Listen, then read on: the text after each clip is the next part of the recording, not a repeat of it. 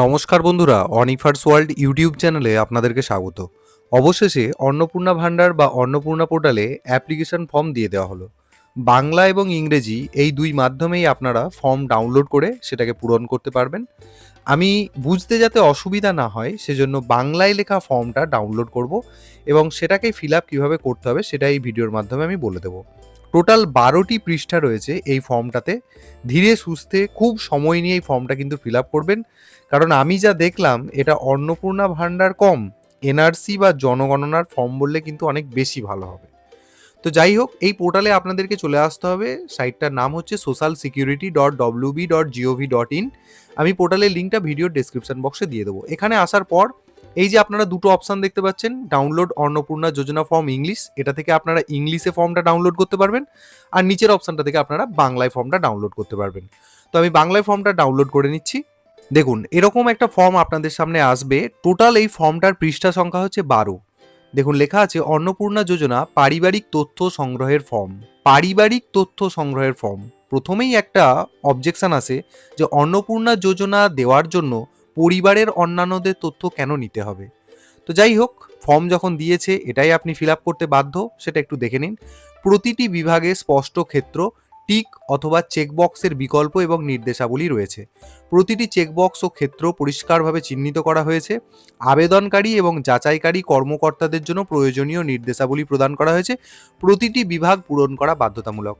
অর্থাৎ এখানে যতগুলি বক্স দেওয়া হয়েছে কোনো অংশ আপনি বাদ দিতে পারবেন না, প্রত্যেকটি বক্স আপনাকে কিন্তু ফিল আপ করতে হবে। তো প্রথমেই যেটা দিতে হচ্ছে পারিবারিক পরিচয়। তো এখানে 1 নম্বরে রয়েছে পরিবারের প্রধানের নাম, হেড অফ দ্য ফ্যামিলি যিনি।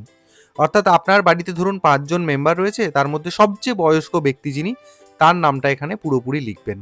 এখানে আপনি বলে দিই যেটা, যদিও এই ফর্মটা বাংলায় দেওয়া হয়েছে, আপনি কিন্তু চাইলে ইংরেজিতেও ফর্মটা ফিল আপ করতে পারেন, বা আপনি কোথাও বাংলা কোথাও ইংরেজি এরকমটাও করতে পারেন। তবে আমি বলবো নামধামগুলো লেখার ক্ষেত্রে অবশ্যই আপনারা ইংরেজিতে লিখুন, আর যেখানে কোনো সংখ্যা লিখতে হবে সেখানেও কিন্তু আপনারা ইংরেজিতে ব্যবহার করুন।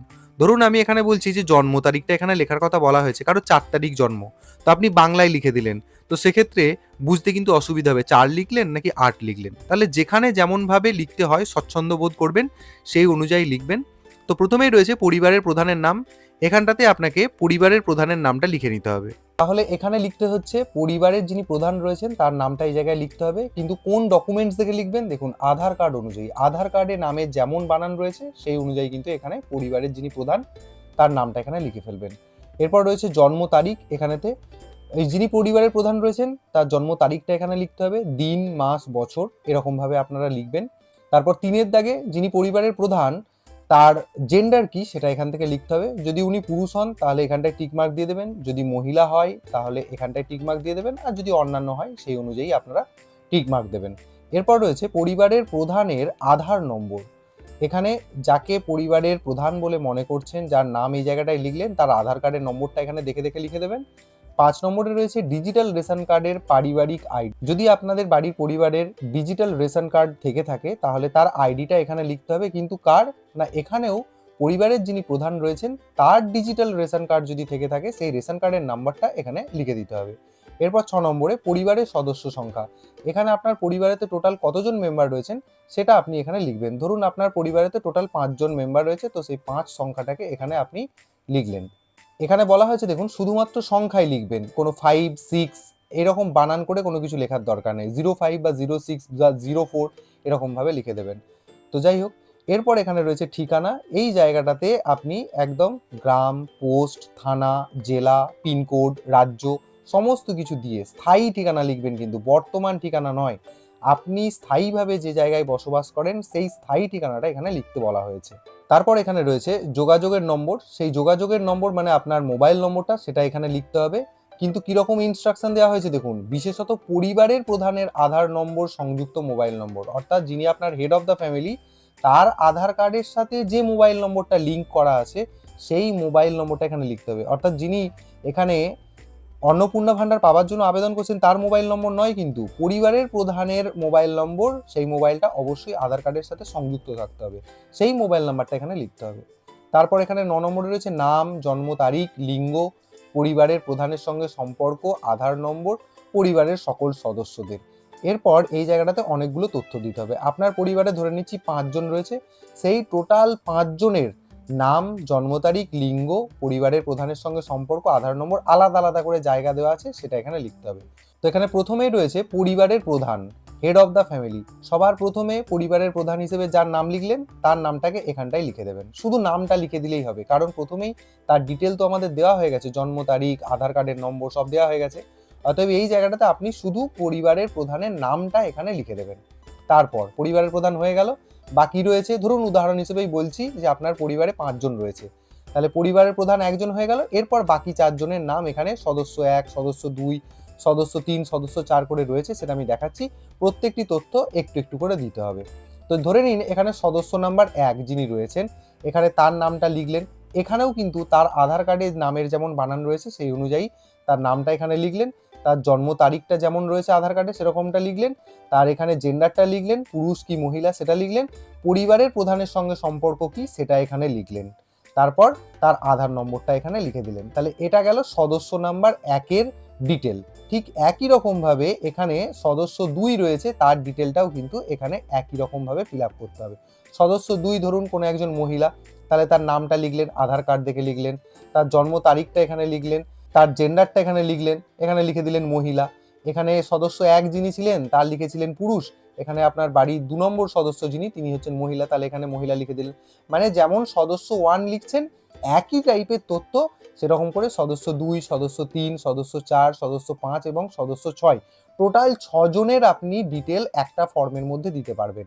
এরপর যদি আপনার পরিবার 6 জনের চেয়েও বেশি হয় তখন আপনাকে তাহলে 2টো ফর্ম নিয়ে ফিল আপ করতে হবে, এছাড়া উপায় নেই। আচ্ছা, এটা গেল একটা ব্যাপার। এরপর দেখুন ডান দিকে এখানে বলা হচ্ছে অন্নপূর্ণা যোজনার জন্য আবেদন করা হচ্ছে, হ্যাঁ কি না সেটা আপনাকে এখানে করতে হবে। ধরুন আপনি এখানে পরিবারের প্রধান যাকে রেখেছেন তিনি যদি পুরুষ হন, তাহলে আপনি এই জায়গাটায় হ্যাঁতে টিকমার্ক দিতে পারবেন না। কিন্তু যদি আপনার পরিবারের প্রধান কোনো মহিলা হয়, তার বয়স যদি 60 বছরের কম হয়, তাহলে সেক্ষেত্রে আপনাকে এই জায়গাটায় টিকমার্ক দিতে হবে, না হলে কিন্তু দেওয়া যাবে না। তাহলে ভালো করে এই জায়গাটা মাথায় রাখবেন যে অন্নপূর্ণা যোজনার জন্য আবেদন করা হচ্ছে। এখানে প্রত্যেকটা ঘরের পাশে হ্যাঁ হ্যাঁ করে কথাগুলো লেখা রয়েছে, তো তাহলে যার পাশে যেমন তার পাশে তেমন তথ্য দিতে হবে। আবারও বলে দিই, এখানটায় পরিবারের প্রধানের নামটা লিখেছেন, যদি উনি পুরুষ হন তাহলে এখানে হ্যাঁতে টিকমার্ক দেবেন না, কোনো কিছুই করবেন না।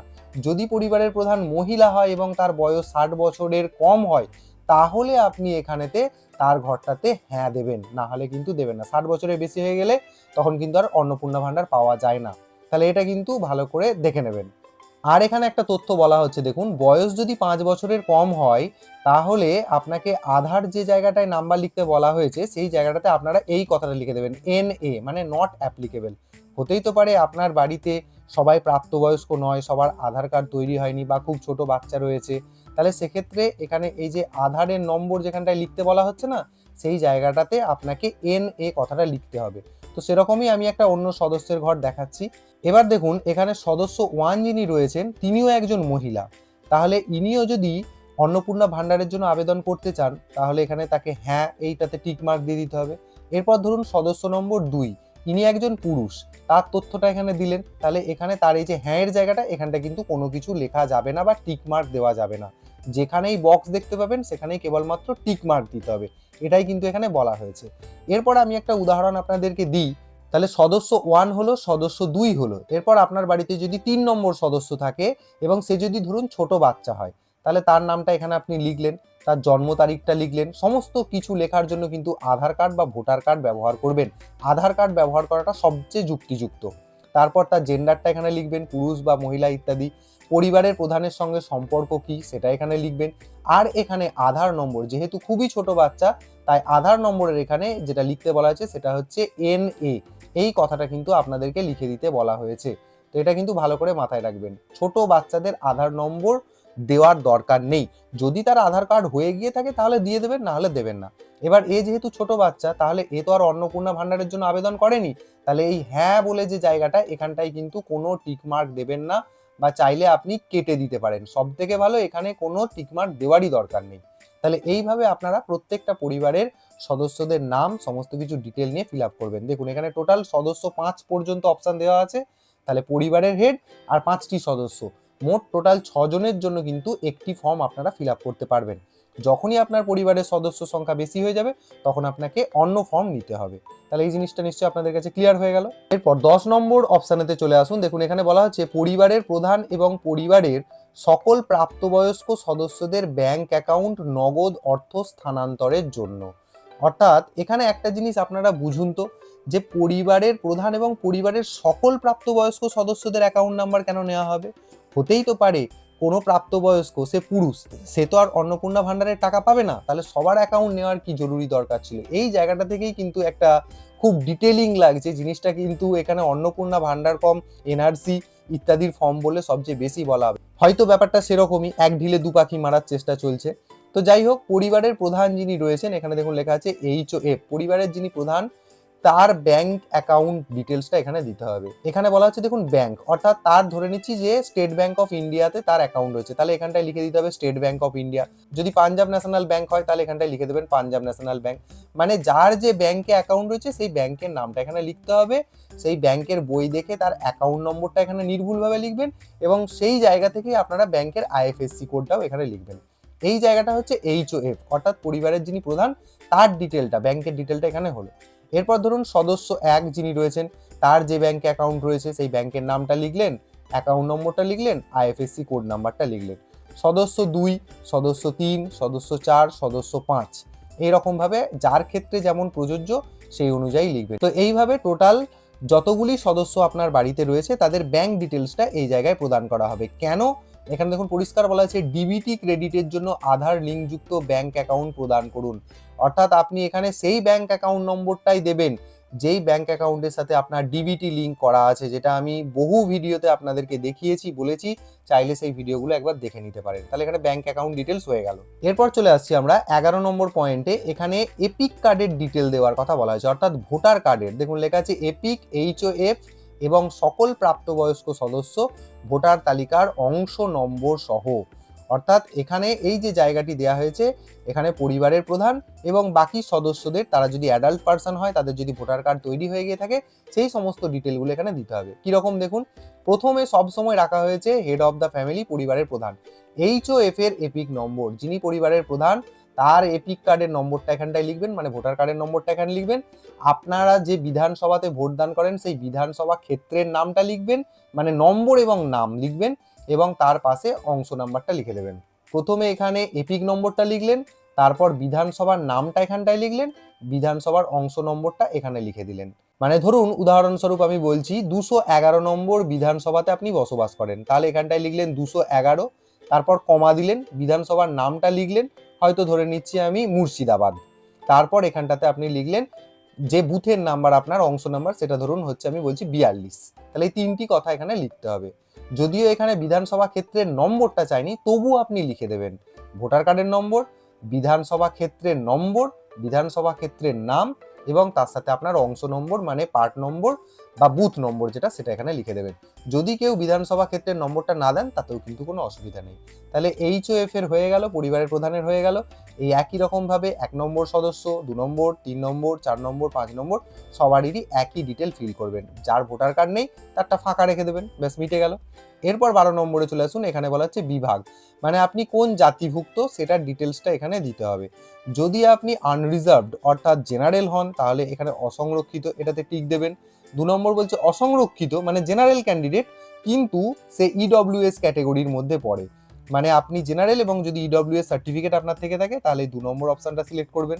তারপর যদি আপনি SC সম্প্রদায়ভুক্ত হন তাহলে 3 নম্বর, যদি ST সম্প্রদায়ভুক্ত হন তাহলে 4 নম্বর, যদি আপনি OBC সম্প্রদায়ভুক্ত হন, এখানে A কি B সেটা কিন্তু আলাদা করা নেই, তো সেই অনুযায়ী আপনাকে এটাতে টিক দিতে হবে। আর যদি বিশেষভাবে ঝুঁকিপূর্ণ জনজাতি গোষ্ঠী হয় PBTG, তাহলে আপনাকে এই অপশনটা সিলেক্ট করতে হবে, মানে যেটা আপনার ক্ষেত্রে প্রযোজ্য হবে সেই অপশনটার বাম পাশে আপনাকে জাস্ট টিক মার্কটা দিয়ে দিতে হবে, ব্যাস হয়ে গেল। ধরুন আমি এই যে ফর্মটা ফিল আপ করছি এ আনরিজার্ভড ক্যাটেগরি UR, তো আমি সেটাতে অসংরক্ষিতটাতে দাগ দিয়ে দিলাম। দেখুন এখানে কি বলা হচ্ছে, প্রযোজ্য শংসাপত্র যেমন জাতিগত, আর্থিকভাবে দুর্বল, EWS শংসাপত্র, ক্রিমি লেয়ার শংসাপত্র ইত্যাদি, এই সমস্ত কিছু যদি আপনি দেন, মানে যেমন সিলেক্ট করবেন সেই অনুযায়ী আপনাকে কিন্তু সার্টিফিকেটও দিতে হবে, সেই শংসাপত্রের জেরক্স দিতে হবে, কেবলমাত্র জেনারেল ছাড়া, এটা কিন্তু ভালোভাবে বুঝে নেবেন। এরপর চলে আসবেন, এখানে আপনাকে রেশন কার্ড খাদ্য ভর্তুকি যুক্ত তার ডিটেল দিতে হবে, রেশন কার্ডের ডিটেল এখানে দিতে হবে, যেটা সঠিক হবে সেটাতে শুধু টিক মার্ক দিয়ে দেবেন। এখানে লেখা কম টিক মার্ক বেশি, এই রকম কিন্তু রয়েছে। তো যাই হোক, প্রথমে বলছে দেখুন আপনার কি ডিজিটাল রেশন কার্ড আছে, যদি থেকে থাকে তাহলে হ্যাঁতে দাগ দেবেন, যদি না থেকে থাকে তাহলে নাতে দাগ দেবেন। এরপর 2 নম্বর অপশানে বলছে দেখুন যদি হ্যাঁ হয় তবে কার্ডের ধরন কি সেটা উল্লেখ করুন। দেখুন এখানে AAY, PHH, SPHH, RKSY1 এই সমস্ত কিছু কার্ডগুলো রয়েছে। তো এখানে AAY, PHH আর SPHH এগুলো হচ্ছে কেন্দ্র সরকারের কার্ড, আর এখানে RKSY2 আর RKSY এইগুলো হচ্ছে কিন্তু রাজ্য সরকারের কার্ড। তো আপনার কাছে যেটা আছে সেটাতে আপনি দাগ দেবেন। ধরুন আমার কাছে PHH কার্ড আছে, তো আমি সেটাতে দাগ দিয়ে দিলাম। এখানে ধরুন আরেকটা কার্ড রয়েছে ভর্তুকিহীন, মানে কোনো কিছুই ভর্তুকিযুক্ত আপনি পান না, তাহলে সেই অনুযায়ী তাদের জন্য আলাদা কার্ড হয়, তখন আপনাকে এই অপশনটায় দাগ দিতে হবে। খুবই পরিষ্কার, খুব যে কঠিন তা কিন্তু নয়, কিন্তু প্রচুর ভ্যারাইটি রয়েছে। একটু দেখে ফিল আপ করবেন, ভিডিওটা ভালো করে দেখুন, আশা করি কোনো অসুবিধা হবে না। আপনার বাড়িতে যে রেশন কার্ড আছে সেই রেশন কার্ডটা দেখবেন, সেখানেতে AAY, SPHH, PHH কোনটি লেখা রয়েছে সেই অনুযায়ী আপনি এখানে দাগ দিয়ে দেবেন। এখানে কিন্তু পরিবারের যিনি প্রধান তার কথা কিন্তু এখানে বলেনি, যিনি ফিল আপ করছেন এখানে তার তথ্যটা কেবলমাত্র দিতে হবে। তো পরিবারের একজনের যদি PHH হয়, বাকিদের RKSY2 হবে এরকমটা নয়, পরিবারের সবার একই ধরনেরই কার্ড হয়। এরপর বলছে পরিবারটি রেশন দোকান থেকে মাসিক রেশন তুলছে কিনা। যদি আপনি প্রতি মাসে রেশন তুলে নেন তাহলে এখানে হ্যাঁতে টিক মার্ক দিয়ে দেবেন, যদি না তোলেন তাহলে তখন নাতে টিক মার্ক দিয়ে দেবেন, ব্যাস হয়ে গেল। এরপর চলে আসছি আমরা গ পয়েন্টে, যেখানে বলা হচ্ছে সম্পদের ব্যাপার, কি কি সম্পদ আপনার বাড়িতে রয়েছে, কি কি অ্যাসেট রয়েছে। এই ধরনের জিজ্ঞাসাগুলো এগুলো কিন্তু কেবলমাত্র জনগণনার ক্ষেত্রেই করা হয়, হোম সার্ভে যেটাকে বলে সেই ধরনের, মানে টোটাল ব্যাপারটা একটা কম্প্যাক্ট করেছে, এটা কিন্তু বারবার বলতেই হচ্ছে। এখানেও আপনাকে টিকমার্ক দিতে হবে। কিরকম দেখুন, বলছে আপনার বাড়ির ধরন কেমন, আপনার বাড়িতে কি 3 বা তার বেশি পাকা ঘর রয়েছে। পরিষ্কার হয়ে দেখুন, যদি আপনার বাড়িটা পাকা বাড়ি হয় এবং সেটাতে যদি 3টে বা তার বেশি রুম রয়েছে, তাহলে সেক্ষেত্রে আপনাকে হ্যাঁ দিতে হবে, যদি না হয় তাহলে না দিতে হবে। যেটা আপনার রয়েছে ভালো করে পড়ে নেবেন, কিচ্ছু এমন কঠিন নয়। তারপর বলছে পারিবারিক জমির মালিকানা, মানে আপনি যে জায়গাটায় বসবাস করছেন সেটা আপনার পরিবারে কারোর না কারোর নামে রেজিস্টার্ড, তার নিশ্চয়ই দলিল কাগজপত্র, মিউটেশনের কপি, এই সমস্ত কিছু রেজিস্ট্রেশন করার যে নথিপত্র, রেকর্ড, সেই সমস্ত কিছু থাকবে। তো তার জন্য আপনাকে এখানে হ্যাঁ দিতে হবে, যদি না হয় তাহলে না দিতে হবে। এটা গেল। এরপর বলছে পরিবারের সকল সদস্যদের মোট জমির পরিমাণ, ধরুন আপনার বাড়িতে 5 জন সদস্য রয়েছে, তাদের প্রত্যেকের নামেই কোনো না কোনো জায়গা জমি রয়েছে। পর্চা বের করবেন, মানে রেকর্ড বের করবেন, দেখবেন সেখানে কি পরিমাণ লেখা রয়েছে সেটা আপনাকে এখানে শতক আকারে লিখতে হবে। সব কটা একসাথে জোগাড় করে নেবেন, দিয়ে সেটাকে টোটাল করবেন, দিয়ে তারপর এখানে লিখবেন। দেখুন বলা হচ্ছে রেজিস্ট্রেশন নথি সর্বশেষ ROR জমির নথি, মানে রিসেন্ট আপনারা রেকর্ড বের করবেন, সেই রেকর্ডেতে যেমন রয়েছে সেই অনুযায়ী সব কটা জমির একদম মাপগুলো যোগ করে নিয়ে এখানে শতক আকারে আপনাকে লিখতে হবে। একর আকারে নয় কিন্তু শতক আকারে। কত শতক, 5 শতক, 10 শতক, 100 শতক, যা হবে সেটা এখানে লিখতে হবে, জমির তথ্য। এরপর বলছে যানবাহন, কি কি যানবাহন রয়েছে সেই ডিটেলটা আপনাকে এখানে দিতে হবে। কি বলছে, আপনি অথবা পরিবারের কোনো সদস্য কি অবাণিজ্যিক মোটর চালিত 4 চাকার গাড়ি আছে, মানে আপনার বাড়িতে সত্যি কথা কি 4 চাকার গাড়ি আছে যেটা আপনি ব্যবসায়িক পারপাসে খাটান না, কেবলমাত্র নিজের ব্যক্তিগত কাজে ব্যবহার করেন, ওই জন্যই বলা হচ্ছে অবাণিজ্যিক, মানে কমার্শিয়াল নয়, প্রাইভেট কার রয়েছে কি আপনার বাড়িতে। যদি থেকে থাকে তাহলে হ্যাঁতে দাগ দেবেন, আর যদি না থেকে থাকে তাহলে নাতে দাগ দিয়ে দেবেন।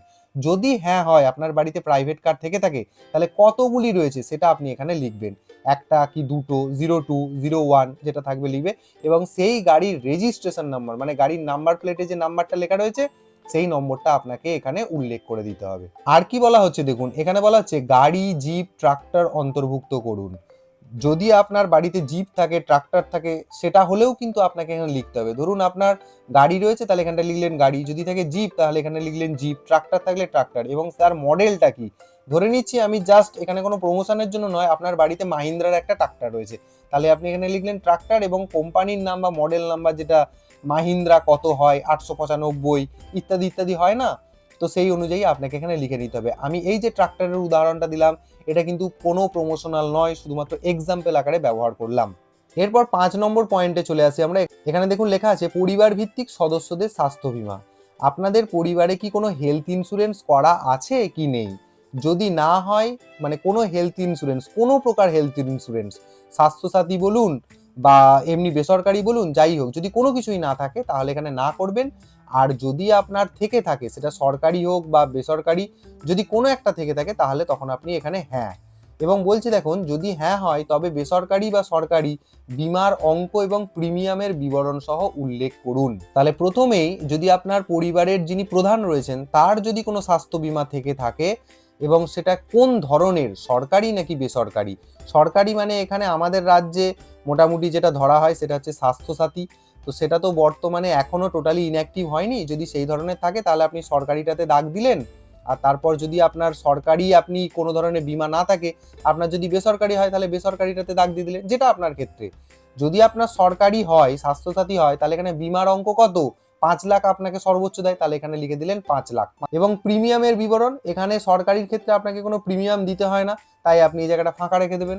কিন্তু যদি কেবলমাত্র বেসরকারিতে দাগ দেন, সরকারি নয়, যদি শুধু কেবলমাত্র আপনার বেসরকারি থাকে, মানে আপনি স্বাস্থ্যসাথীর উপভোক্তা নন, আপনি বেসরকারি, তাহলে সেক্ষেত্রে আপনার ধরুন বিমার অঙ্ক কত বছরে, ধরে নিচ্ছি 10 লাখ কি 15 লাখ, সেটা আপনি এখানে লিখলেন। এবং প্রতি মাসে কত টাকা প্রিমিয়াম দেন, ধরে নিচ্ছি প্রতি মাসে আপনি 3,000 টাকা করে প্রিমিয়াম দেন, তো সেটা এখানে লিখে দেবেন। মানে এক্স্যাক্ট অ্যামাউন্ট লিখবেন, কোনো লুকোচুপি, কোনো মিথ্যা তথ্য কিন্তু এখানে দেবেন না। বারবার বলছি, কারণ বিপদে আপনিই পড়বেন। হয়তো হতেই পারে সবারই স্বাস্থ্য বিমা নাও করা থাকতে পারে, তাহলে সেই অনুযায়ী তাকে বাদ দিয়ে দেবেন। যার যার করা আছে, মানে ভালো করে একটা জিনিস লক্ষ্য করবেন, প্রথম দিকে যাকে হেড অফ দ্য ফ্যামিলি লিখেছেন তার তথ্য দেবেন, যাকে সদস্য 1-এ লিখেছেন, সদস্য 1-এরও যদি স্বাস্থ্য বিমা করা থাকে তাহলে তার তথ্যটা এখানে ফিল আপ করলেন।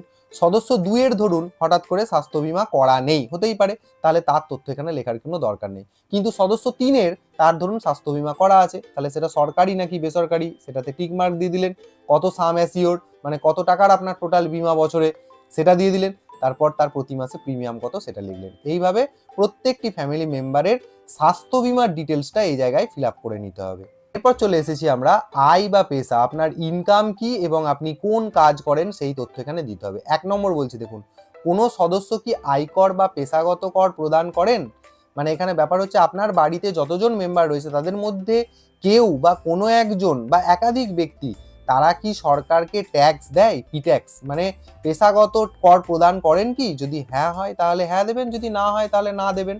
এরকম যারাই সরকারি চাকরি করেন তাদেরকে অবশ্যই পি ট্যাক্স দিতে হয়। এরপর 2 নম্বর অপশন যেটা বলা হচ্ছে এই পেশাগত ব্যাপারেতে, পরিবারের সদস্যদের প্যান কার্ড যদি থেকে থাকে, তাহলে যার যেমন প্যান কার্ড রয়েছে তার তেমন ডিটেলটা এখানে দিতে হবে। ধরে নিচ্ছি আপনার পরিবারের সদস্যদের 2-3 জনের প্যান কার্ড রয়েছে, তাহলে আপনাকে প্রথমে এখানে হ্যাঁতে টিক মার্ক দিতে হবে।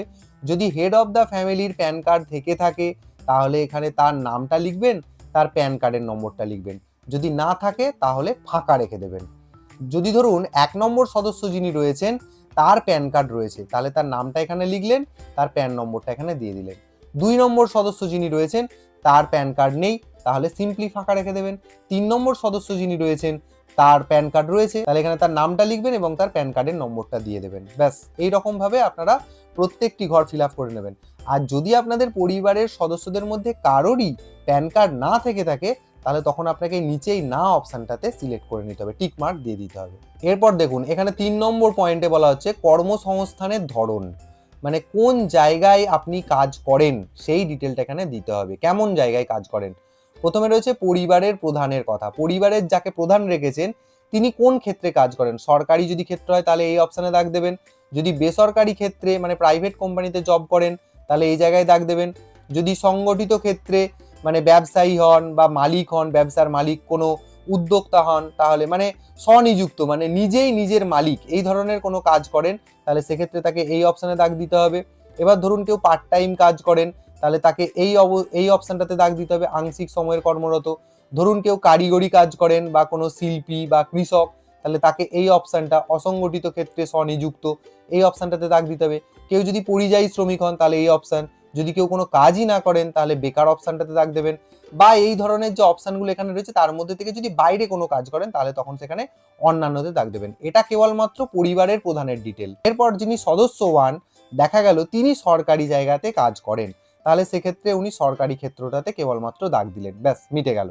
এরপর পরিবারের সদস্য নম্বর 3 যিনি রয়েছেন তিনি হয়তো কোনো কাজই করেন না, তিনি হয়তো এখন পড়াশোনা করছেন, তাহলে তাকে এখন বেকার, এই জায়গাটাতে কিন্তু দাগ দিতে হবে। তো এইভাবেই প্রত্যেকটি সদস্যদের পেশাগত ডিটেলটা এখানে দিয়ে দেওয়া হলো। আচ্ছা, এবার দেখুন পরবর্তী পেজে এসে আমরা যেটা দেখতে পাচ্ছি 4 নম্বর পয়েন্টে পরিবারের শিক্ষিত প্রাপ্তবয়স্ক সদস্যদের সংখ্যা এবং পরিবারের অশিক্ষিত প্রাপ্তবয়স্ক সদস্যদের সংখ্যা। অর্থাৎ এই জায়গাটাতে আপনাকে প্রথমত প্রাপ্তবয়স্কদের ডিটেল দিতে হবে, যাদের বয়স 18 বছর বা তার ঊর্ধ্বে, ছোট বাচ্চাদের কিন্তু নয়। এবার যারা প্রাপ্তবয়স্ক তাদের মধ্যে থেকে আপনার পরিবারে কজন শিক্ষিত ব্যক্তি রয়েছেন, কজন অশিক্ষিত ব্যক্তি রয়েছেন, তার সংখ্যাটা এখানে লিখতে হবে। দেখুন এখানে প্রথমে বলা আছে শিক্ষিত প্রাপ্তবয়স্ক কত। তো এখানে ধরুন আপনার বাড়িতে শিক্ষিত সবাই, তো যতজন সংখ্যাটা সেটা আপনি লিখে দিলেন। 5 জন সদস্য হলে 5 জনই লিখে দিন, যদি 2 জন হয় তাহলে 2 জন লিখুন। আচ্ছা, এবার ধরুন আপনার পরিবারে টোটাল 5 জন রয়েছে, তার মধ্যে থেকে 3 জন শিক্ষিত, তাহলে এখানটা আপনি 3 জন লিখলেন। তাহলে অশিক্ষিত প্রাপ্তবয়স্ক সংখ্যা কত হবে, তাহলে এখানে 2 হবে, তাহলে 3 আর 2 মিলে গেল 5। এইভাবে আপনাকে লিখতে হবে, হয়ে গেল। এরপর রয়েছে পরিবারের প্রধান, তার শিক্ষাগত যোগ্যতার ডিটেল এখানে দিতে হবে। যদি আপনার পরিবারের প্রধান শিক্ষিত হয় তাহলে এখানটায় টিকমার্ক দিয়ে দিলেন। যদি সে অশিক্ষিত হয় তাহলে কিন্তু আপনাকে দ্বিতীয় অপশানটাকে সিলেক্ট করতে হবে।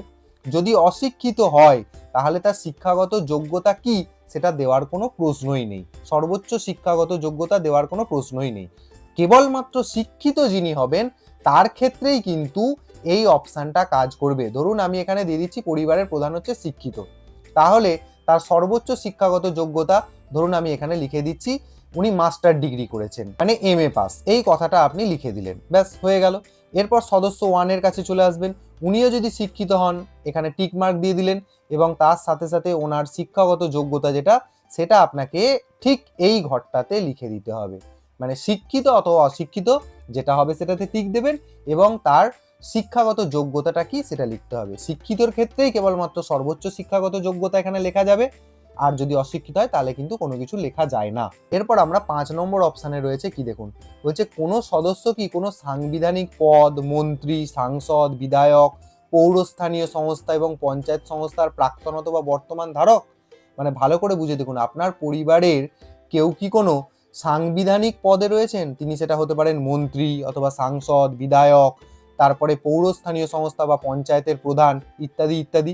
এই ধরনের যদি হয় তাহলে সেখানে হ্যাঁ বলে টিকমার্ক দেবেন, যদি না হয় তাহলে নাতে টিকমার্ক দিয়ে দেবেন। এরপর বলা হচ্ছে যে যদি কেউ এই ধরনের পদগুলোর মধ্যে থেকে একটাতে পড়েন তাহলে তিনি কোন পদে রয়েছেন তার সদস্য নম্বরটা এই জায়গাতে আপনাকে এন্ট্রি করতে হবে। যাদের বাড়িতে এই ধরনের সদস্য রয়েছে তারা নিশ্চয়ই তাদের সদস্য নম্বর জানেন, সেটা এখানে লিখতে হবে। এবং শুধু এখানে লেখা নয়, তার যে একটা কপি হয়, তিনি যে একটা নির্দিষ্ট পদ বা মন্ত্রী বা সাংসদ, বিধায়ক যাই হন না কেন, তার তো কোনো ডকুমেন্ট থাকবে, সেই ডকুমেন্টটাও কিন্তু আপনাকে জমা করতে হবে। দেখুন লেখা আছে প্রয়োজনীয় সহায়ক নথি থাকলে জমা দিন স্বঘোষণা আকারে, সেটা জমা করতে হবে। এরপর বলছে কোনো সদস্য কি সরকারি পেনশনভোগী, আপনার বাড়িতে এমন কি কোনো সদস্য রয়েছে যে আগে সরকারি চাকরি করতেন, বর্তমানে পেনশন পান? যদি হ্যাঁ হয় তাহলে হ্যাঁতে দাগ দেবেন, আর যদি না হয় তাহলে নাতে দাগ দেবেন। যদি হ্যাঁ হয় তাহলে তার সদস্য নম্বর কত সেটা আপনাকে এখানে লিখতে হবে। মানে যিনি সরকারি পেনশনভোগী তার নিশ্চয়ই একটা নাম্বার রয়েছে, সেটা আপনাকে এখানে লিপিবদ্ধ করতে হবে এবং তার ডকুমেন্ট আপনাকে প্রোভাইড করতে হবে জেরক্স আকারে। কোন ডকুমেন্ট আপনি সংযুক্ত করবেন? দেখুন পেনশন স্লিপ আপনাকে সংযুক্ত করার কথা বলা হচ্ছে। তাহলে এই ঘরটা শুধুমাত্র যারা পেনশনভোগী তাদের জন্য, সরকারি পেনশনভোগী। যাদের নেই তারা ফাঁকা রেখে দেবেন, না দাগ দেবেন আর বাকিটা ফাঁকা রেখে দেবেন। এরপর বলছে দেখুন কোনো সদস্য কি জিএসটির অধীনে নিবন্ধিত আছেন, আপনার পরিবারের সদস্যর মধ্যে কেউ কি জিএসটি এইসবের সাথে ইনক্লুডেড? যদি হ্যাঁ হয় তাহলে হ্যাঁ, আর না হলে না।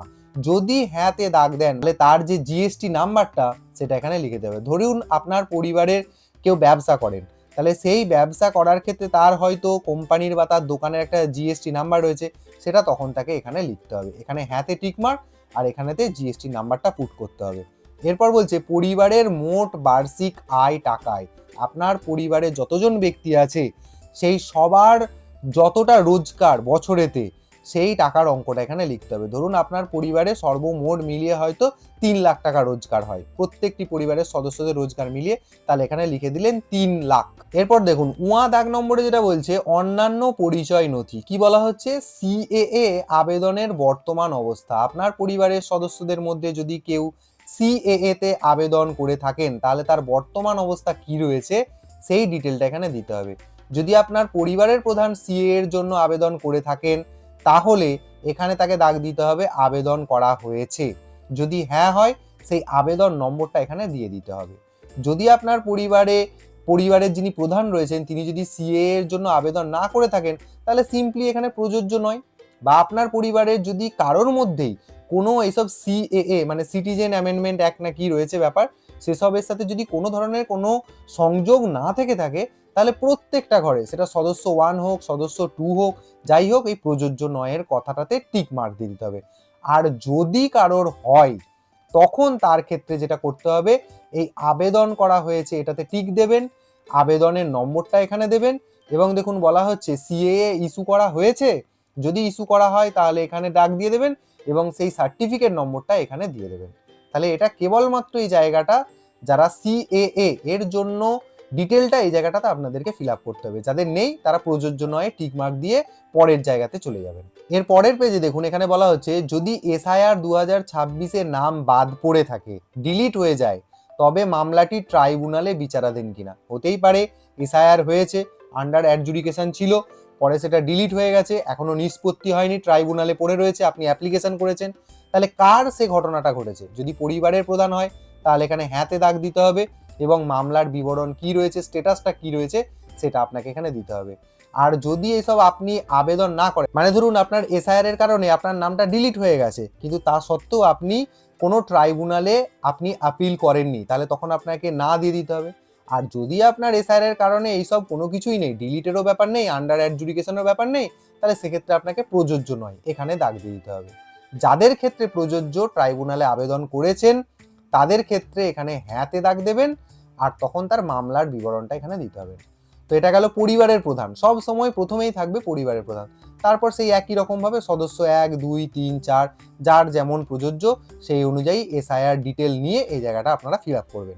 এরপর এখানে দেখুন সামাজিক মর্যাদা এবং নির্ভরশীল ব্যক্তিগণ, এই জায়গাতে আপনার পরিবারে যে বাচ্চা শিশুগুলি রয়েছে তাদের ডিটেলটা এখানে দিতে হবে। কিরকম না, আপনার বাড়িতে ধরুন কোনো বাচ্চা শিশু রয়েছে, যদি না থাকে তো তাহলে ফাঁকা রেখে দিতে হবে, যদি থেকে থাকে এবং সে যদি বিদ্যালয়ে পড়াশোনা করে কতজন এরকম শিশু রয়েছে সেইটার ডিটেলটা কিন্তু এখানে আপনাকে দিতে হবে। ধরুন আপনার বাড়িতে একজন শিশু রয়েছে, তাকে বলা হচ্ছে শিশু সদস্য 1, যদি 2 নম্বর থাকে তাহলে আপনাকে দ্বিতীয় অপশনটাকে আবার যেতে হবে, মানে 1 নম্বর ফিল আপ করে আবার 2 নম্বর, যে আপনার বাড়িতে শিশু সদস্য সংখ্যা যে 1 তার ডিটেলটা এখানে ফিল আপ করতে হবে। সেই শিশুর নামটা এখানে লিখতে হবে, তার আধার কার্ড যদি থেকে থাকে সেটা দেখেই লিখবেন, নাহলে বার্থ সার্টিফিকেট দেখে লিখবেন। সে কোন ক্লাসে পড়ে সেটা এখানে লিখবেন, কোন বিদ্যালয়ে পড়ে তার নামটা এখানে লিখবেন, এবং সেটার ধরনটা আপনাকে এখান থেকে বেছে নিতে হবে। সে সরকারি বিদ্যালয়ে পড়লে এখানে টিক মার্ক দিয়ে দেবেন, যদি সরকারি বা সরকারি সাহায্যপ্রাপ্ত হয় তাহলে এখানে টিক মার্ক দিলেন, যদি বেসরকারি বিদ্যালয় হয় তাহলে এই নিচেরটাতে টিক দিলেন।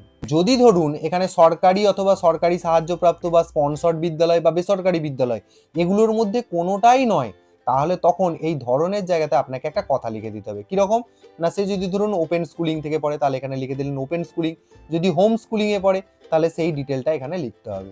যদি এই অপশানে ম্যাচ করে যায় তাহলে টিক দিলেন, যদি না ম্যাচ করে কিন্তু পড়াশোনা করে তাহলে এই যে ওপেন স্কুলিং হোম স্কুলিং যেটা হবে সেটা এই ধরনের ঘরটাতে লিখে দিতে হবে। এবার ধরুন আরেকটি বাচ্চা রয়েছে, সেও যদি বিদ্যালয়ে পড়াশোনা করে তাহলে তার ডিটেলটা এখানে সদস্য নম্বর এই যে রয়েছে শিশু সংখ্যা 2 এই জায়গাটাতে আপনাকে ফিল আপ করতে হবে। 2 নম্বর শিশু, তার নামটা এখানে লিখবেন, শ্রেণীটা এখানে লিখবেন, সে কোন স্কুলে পড়ে সেই স্কুলের নাম লিখবেন, যদি সরকারি বেসরকারি ইত্যাদি যাই হোক না কেন কোনো স্বীকৃত মাদ্রাসাতে বা অন্য কোনো মাদ্রাসাতে বা অন্য কোনো জায়গায়, যদি অন্যান্য কোনো জায়গায় হয় এই অপশনগুলোর মধ্যে ম্যাচ না করে কোন জায়গায় পড়ে সেটা এখানে দিয়ে দেবে। এরপর এই শিশুদের ডিটেলে 2 নম্বর পয়েন্টে দেখুন বলা হচ্ছে শিশুদের টিকাকরণের বর্তমান অবস্থা। প্রত্যেকটি বাচ্চাকেই ভ্যাকসিন দেওয়া হয়, সেই ভ্যাকসিনগুলোর মধ্যে থেকে এখানে তার ডিটেলটা, ধরুন আপনার যে সদস্য সংখ্যা 1 শিশু সদস্য যাকে একে রেখেছেন তাকে কি টিকাকরণ শুরু করা হয়েছে বা সম্পূর্ণ হয়েছে, তার বয়স অনুযায়ী যেমনটা হবে তাহলে সেই অনুযায়ী হ্যাঁতে দাগ দেবেন, আর যদি তার কোনো টিকা না নেওয়া হয় তাহলে তখন নাতে দাগ দিয়ে দেবেন।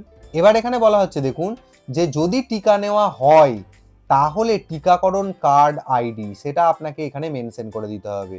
যদি আপনি টিকা নিয়ে থাকেন সেই টিকা নেওয়ার যে একটা কার্ড হয় না, মাতৃ সুরক্ষা কার্ড যেটাকে বলে সম্ভবত, সেখানে একটা নিশ্চয়ই কার্ড নাম্বার দেওয়া রয়েছে সেটা আপনাকে এখানে লিখতে হবে। আর এখানে বলা হচ্ছে যদি না নেওয়া হয় তাহলে শেষ টিকা নেওয়ার তারিখ, মানে ধরুন হয়তো একটা বাচ্চা অনেকগুলো টিকা পায়, পুরোপুরি কোর্সটা সে কমপ্লিট করেনি, কিন্তু যেই কোর্সটা মানে যেই টিকাটা সে লাস্ট নিয়েছিল সেই লাস্ট ডেটটা এখানে আপনাকে মেনশন করে দিতে হবে। আর কেন বাকিগুলো নেয়নি সেই কথাটাও এখানে আপনাকে লিখে দিতে হবে, স্পষ্ট বাংলা ভাষায় লিখে দেবেন, কোনো অসুবিধা নেই। ঠিক একই রকম ভাবে শিশু সদস্য 2 যে রয়েছে, তার যদি টিকাকরণ শুরু হয়েছে বা সম্পূর্ণ হয়েছে, তাহলে এখানে দিয়ে দেবেন। মানে এটা দুটো অপশন রয়েছে, শুরু হয়েছে এবং সম্পূর্ণ। শুরু হলেও দেবেন, আর শুরু হয়ে গিয়ে শেষ হয়ে গেলে, মানে পুরো কোর্স একদম ফিনিশ হয়ে গেছে, তাহলে সেক্ষেত্রেও আপনি কিন্তু এইটাতে দাগ দেবেন। যার হবে না সেক্ষেত্রে নিচের অপশনটাতে দাগ দেবেন। এরপর চলে আসুন, দেখুন এখানে বলছে সরকারি প্রকল্পের আওতা সুবিধা, অর্থাৎ এতদিন পর্যন্ত আপনি কোনো সরকারি প্রকল্পের সুবিধা কি পেয়েছেন, তার ডিটেলটা আপনাকে এখানে ফিল আপ করতে হবে। কি বলছে, আপনি কি কোনো সরকারি প্রকল্পের সুবিধা মানে ডিবিটির মাধ্যমে পাচ্ছেন? সোজা কথায় বাড়ির মহিলারা এতদিন পর্যন্ত লক্ষ্মীর ভান্ডার পাচ্ছিলেন, বা কেউ কেউ হয়তো কৃষক বন্ধু পেয়েছেন, প্রধানমন্ত্রী কৃষি যোজনা যেসব রয়েছে সেগুলো কিন্তু সবই ডিবিটি লিঙ্ক থাকলে তবেই টাকাটা পাঠানো হয়। তো কেউ না কেউ যখনই এই টাকা পাচ্ছেন, তার মানেই আপনাকে এই জায়গাটাতে হ্যাঁ বা না যা হোক একটা লিখতে হবে। পাচ্ছেন মানেই হ্যাঁ, না পেলে না। ধরুন এবার চলে আসছি, প্রথমে হচ্ছে পরিবারের প্রধান। যিনি পরিবারের প্রধান আপনার, সে যদি কোনো রকমভাবে সরকারি কোনো প্রকল্পের টাকা, সেটা কৃষক বন্ধু হোক, প্রধানমন্ত্রী কৃষি যোজনা যাই হোক না কেন, সে যদি পেয়ে থাকে, বা উনি যদি লক্ষ্মীর ভান্ডার পেয়ে থাকে, তাহলে ওনাকে তখন এই অপশানটাতে দাগ দিয়ে দিতে হবে, হ্যাঁ বলে অপশানটাতে দাগ দিতে হবে। আর যদি না এসব কোনো কিছুই পান, তাহলে না অপশানটাতে দাগ দিয়ে দিতে হবে। এবার যদি উনি পান, তাহলে তার ডিটেলটা এই জায়গায় লিখতে হবে। প্রকল্প কিসের কিসের টাকা পান, ধরে নিচ্ছি এই ব্যক্তি কৃষক বন্ধুর টাকা পান, তাহলে এখানটায় লিখে দিলেন কৃষক বন্ধু। তারপর 2 নম্বরে ধরে নিচ্ছি যে উনি লক্ষ্মীর ভান্ডার পেতেন, তাহলে এখানে লক্ষ্মীর ভান্ডার লিখে দেবেন। মানে এক এক করে যে যে প্রকল্পের টাকা ওনার ব্যাংক অ্যাকাউন্টে ঢুকেছে ডিবিটির মাধ্যমে, সেই ডিটেলটা, সেই প্রকল্পগুলোর নাম এখানে লিখতে হবে। সর্বাধিক 5টি প্রকল্পের নাম এখানে লেখা যাবে। তো এইভাবে পরিবারের প্রধান হলো, পরিবারের সদস্য সংখ্যা 1, পরিবারের সদস্য সংখ্যা 2, এইভাবে। ধরুন এখানে সদস্য নাম্বার 1, তিনিও যদি সরকারি টাকা ডিবিটির মাধ্যমে পেয়ে থাকেন, তাহলে এখানে হ্যাঁ দাগ দিয়ে দিলেন, ব্যাস। তারপর এখানে কোন প্রকল্পের জন্য পেয়েছেন 1 নম্বর 2 নম্বর করে এইভাবে প্রত্যেকটা ফিল আপ করবেন। এরপর দেখুন একদম ফর্মের আমরা প্রায় শেষ দিকে চলে এসেছি। এখানে দেখুন বলছে বাদ দেওয়া হলে কারণ অফিসার কর্তৃক পূরণীয়। অতএব এই জায়গাটা আপনাদের কোনো ফিল আপ করার দরকার নেই, এই জায়গাটা সিম্পলি ফাঁকা রেখে দেবেন। এরপর এখানে চলে আসছি ঘোষণা এবং সম্মতি, অর্থাৎ আপনি এতগুলো যে তথ্য দিলেন, আপনার কাছ থেকে একটা সম্মতি নিয়ে নেওয়া হচ্ছে যে আপনি সজ্ঞানে এবং সত্যতার সাথে সমস্ত কিছু তথ্য দিয়েছেন। কি তো আপনি এখানে এই যে সম্মত বলে যে জায়গাটা রয়েছে, এটাতে সবাইকে টিক মার্ক দিতে হবে, দিতেই হবে। এবং এখানেতে যিনি আবেদন করছেন তার স্বাক্ষর এখানে হবে। বাংলায় করুন, ইংরেজিতে করুন, যদি স্বাক্ষর করতে না পারেন বাম হাতের বুড়ো আঙুলের ছাপ দিন। এই জায়গাটাতে কিন্তু স্বাক্ষর বা বুড়ো আঙুলের ছাপ। এখানে একটা জিনিস কথা বলে দিচ্ছে, দেখুন এখানে এই যে পরিবার, এত জায়গাতে পরিবার কথাটা লেখা আছে। পরিবার বলতে এখানে কি বলা হচ্ছে, পরিবার বলতে এমন একদল ব্যক্তিকে বোঝায়, মানে যেখানেতে অনেকগুলি ব্যক্তি একসাথে থাকে, যারা সাধারণত একসঙ্গেই বসবাস করে এবং একই রান্নাঘর থেকে খাবার গ্রহণ করেন। মানে ধরুন অনেকগুলি ভাই রয়েছে, সব যে যার আলাদা আলাদা হয়ে গেছে, তাহলে সেটাকে কিন্তু পরিবার বলা যাবে না। এমন হতে হবে যেখানে সবাই একসাথে খায়, এক হাঁড়ির খাবার খায়, এটা সোজা কথাই বলতে চাওয়া হচ্ছে। তো ফর্ম ফিল আপ এই জায়গাটাতেই শেষ। এরপর এখানে নিচের দিকে এই জায়গাটা দেখুন, এই জায়গাটা আপনাদের ফিল আপ করার কোনো দরকার নেই। কি বলা হচ্ছে, শুধুমাত্র সরকারি ব্যবহারের জন্য, মানে যাদের কাছে আপনারা এই ফর্মটা জমা করবেন তারা কেবলমাত্র এই জায়গাটা ফিল আপ করবে। আপনারা নিজে থেকে আগ বাড়িয়ে কোনো কিছু ফিল আপ করতে যাবেন না। তাহলে আমাদেরকে ফিল আপ করতে হচ্ছে মেনলি 11টা পেজ। এই টোটাল 11টা পেজ আমি আশা করছি প্রত্যেকটি পয়েন্ট আপনাদেরকে নিখুঁতভাবে বোঝাতে পেরেছি। এর পরেও যদি আপনাদের কোথাও কোনো সমস্যা হয়, সেটা আমাকে কমেন্টে কিন্তু আপনারা জানাতে ভুলবেন না, কারণ এই ফর্ম ঠিকভাবে ফিল আপ করাটা কিন্তু আপনাদের দায়িত্ব, এবং সেই কাজে আমি কিন্তু যথাসাধ্য আমার চেষ্টা করব। তাই যারা এখনো ফর্মটা ফিল আপ করেননি, তাদের সাথে অবশ্যই এই ভিডিওটি শেয়ার করুন। নির্ভুলভাবে ফর্মটা ফিল আপ করার জন্য শুধুমাত্র আমার এই চ্যানেলের ভিডিওটাকেই আপনারা বেছে নিন, এবং আপনাদেরকে রিকোয়েস্ট করব যারা আমার চ্যানেলে নতুন, তারা চ্যানেলটিকে সাবস্ক্রাইব করে নিতে ভুলবেন না।